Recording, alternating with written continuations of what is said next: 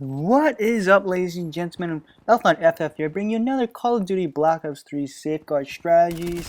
This time we're going to cover the map Fringe, and let's just get started. We're going to go with offense. Pretty much, as I talked about in the Nuketown commentary, just like Nuketown, there is 2 points of interest when you play offense.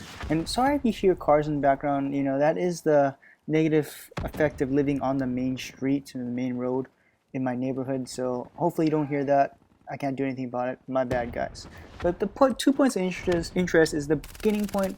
Right as you take the robot, maybe 20 meters, you're gonna see that little opening to a hallway, and a lot of people camp there. Basically, that is your biggest priority in getting the robot out of, just because that hallway leads to many more.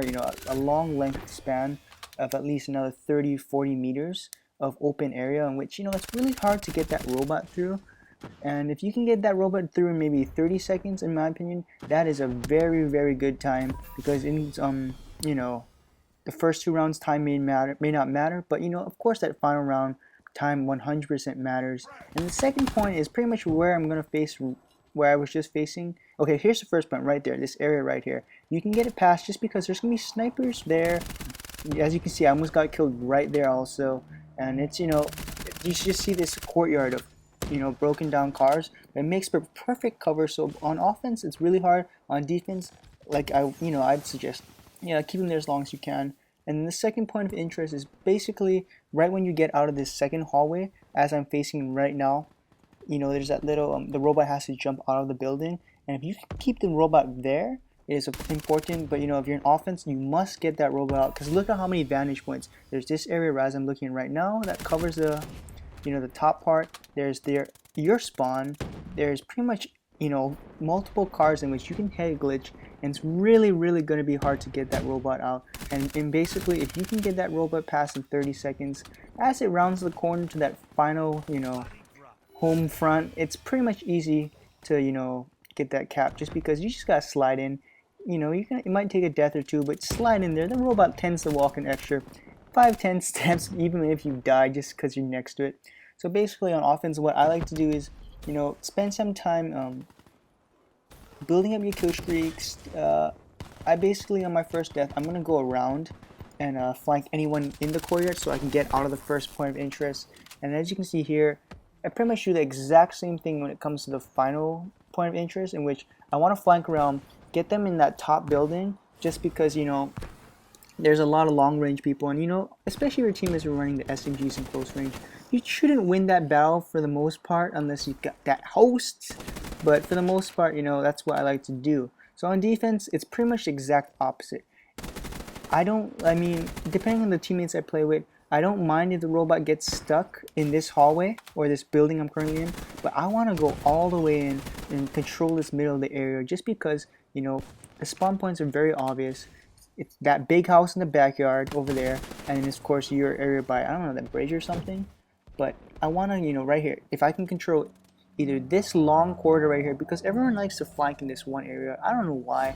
It's just the hallway of death, because if you've got an SMG or a shotgun, you are screwed if you want to attempt to win the gunfight there.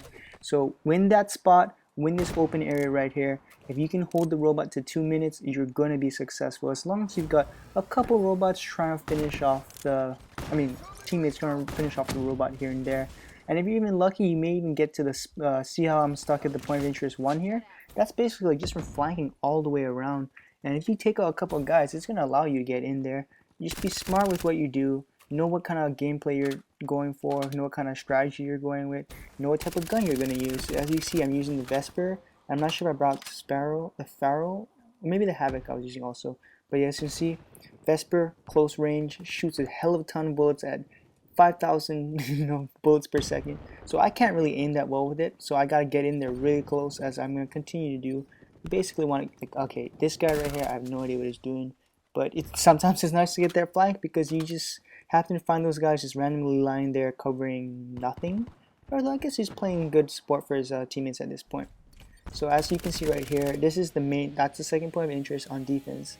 And if the robot gets to this point, what I like to do is stay in this house, because they have to come through the middle to get to it. And you're going to see the openings, and if you can stick in this house, basically you put yourself between your goal and the robot, or maybe at a right triangle type of rule, just because you know you set up that triangle perimeter between robot, your your goal to defend, and your teammates and yourself. It basically gives you a good location of where the robot is going to be. And as you can see right there, like the teammate died, but the robot had momentum. It just crept right in. So be careful with the robot being close. You either gotta launch that thing to death with your rocket launchers, or you just do not allow anyone to come in there.